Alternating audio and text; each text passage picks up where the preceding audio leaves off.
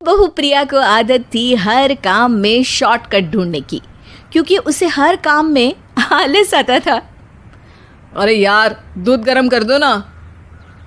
अरे पेट में जाके तो दूध ठंडा ही हो जाना है ना, तो ठंडा ही पी लो ना। अरे तुम मेरा सर गर्म मत करो यार। अच्छा है, सर गर्म हो जाए तो सर पे दूध रख लेना, वो भी गर्म हो जाएगा। एक बात बताओ, तुम इतनी आलसी क्यों हो? अरे बोलो ना, इतनी आलसी क्यों हो? प्रिया, जवाब दो। जवाब देने में आलस आ रहा है। पति वहां से उठ के बड़बड़ाते हुए खुद दूध गर्म करने चला जाता है और प्रिया अपनी आंखें बंद करके सोफे पर लेट जाती है। प्रिया की इस आदत का घर वाले सबको पता तो था ही, अब तो बाहर वाले भी उसको आलसी बोलने लगे थे। अरे बहू सुन ना, एक गुड न्यूज़ है। क्या माँ जी, आप सब कुछ मेरे नाम करने वाली हैं क्या? अरे बस तेरा दिमाग पैसों में ही लगा रहता है। माँ जी, आपको तो पता है कि मैं गांधी जी की कितनी बड़ी फ़ैन हूँ, और गांधी जी तो नोट पे ही मिलते हैं ना, इसलिए पैसों के अलावा कहीं दिमाग ही नहीं रहता। वैसे गुड न्यूज़ क्या है? अरे गुड न्यूज़ ये है कि मेरी कुछ सहेलियाँ आने वाली है। ये भी कोई गुड न्यूज़ है क्या? जब भी आपकी सहेलियाँ आती हैं, मेरे किसी न किसी काम में खोट निकाल के जाती हैं। हमेशा कोई कमी दिखी जाती है उनको मेरे काम में, और मुझे आलसी बोलते हैं वो लोग। अरे तो ऐसा समझ कि आज तेरे पास मौका है उनकी नज़रों में अच्छा इम्प्रेशन जमाने का। कैसे कैसे? उनके लिए खाने की इतनी स्वादिष्ट चीज़ें बना कि वे उंगलियां चाटती रह जाए। माँ जी, ये तो आप मुझे नया काम पकड़ा रही हो। अरे मेरी सहेलियों से तारीफ पानी है कि नहीं? हाँ, पानी तो है। तो बस जाओ, बन जाओ बावर्ची, लगाओ तड़का, कल शाम को आएंगी वो। अगले दिन सास सुबह से घर के बाहर अपनी सहेलियों के पास चली जाती है और शाम को सब प्रिया के हाथ का खाना खाने घर आते हैं। आज देखते हैं कि प्रिया बनाती क्या है। हाँ, पिछली बार हमने बोला कुछ हल्का खाएंगे तो पापड़ फ्राई करके ला दिए थे बस। हाँ, और उसके पहले जब आए थे और बोला था कि भारी खाना खाना है तो तरबूज काट कर ले आई थी।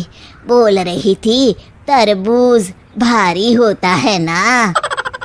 अरे बस भी करो, इतनी बुरी नहीं है मेरी बहू। तभी बहू वहाँ खाना लेकर आती है। पनीर कोफ्ता, भिंडी मसाला, शाही मसाला, दाल, डबल तड़का, लच्छा पराठा, मिस्सी रोटी। अरे बस बस बहू, इतना सारा खाना। अरे अभी तो और भी है, फ्राइड राइस भी है अभी तो आपके लिए, और हाँ, अरे सूप लाना तो भूल ही गई मैं। अरे लगता है पिछली बार की कमी आज पूरी कर ही देगी बहू। हाँ, आप खाइए तो। हाँ, खाएंगे तो सही, इतना खाना बना तो दिया है, अब देखना भी तो पड़ेगा ना कि बना कैसा है। हाँ, लगा ले भोग खुद को। खाना चखते ही तीनों सहेलियां प्रिया की वाहवाही करने लगती है। अरे शानदार, जबरदस्त, जिंदाबाद, मजे आ गए प्रिया। प्रिया की सास भी कमाल है, बहू को क्या जायकेदार खाना बनाना सिखाया है। अरे मान गए भाई, इतना अच्छा खाना तो हम में से किसी की बहू नहीं बनाती, और हम भी नहीं बनाते, झूठ क्यों बोले। अरे बस करो, खाने पे ध्यान दो, बोलती ही रहोगी तो खाओगी कब। ये लो, थोड़ा पनीर और ले लो। सास भी सहेलियों के साथ खाना खाने लगती है, पर बहू के साथ अपनी भी तारीफ सुनकर सास मन ही मन फूली नहीं समा रही थी। प्रिया ने बड़ी खुशी से सबको खाना परोसा और सब ने झट से खाना खत्म भी कर दिया। राधे राधे, मजा आ गया।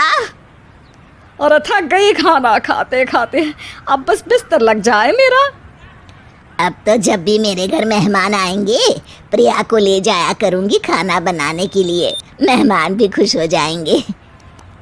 सास खुश है कि प्रिया की इमेज अपनी सहेलियों के सामने काफ़ी सुधर गई है, प्रिया खाने के बर्तन समेटती है। इतने में तीनों सहेलियां हाथ धोने किचन में चली जाती है। तभी एक सहेली देखती है कि किचन स्टैंड पर कागज़ पड़ा हुआ है। वो सोचती है कि कागज़ को डस्टबिन में डाल दे। जैसे ही वो उसे उठाती है तो देखती ही रह जाती है।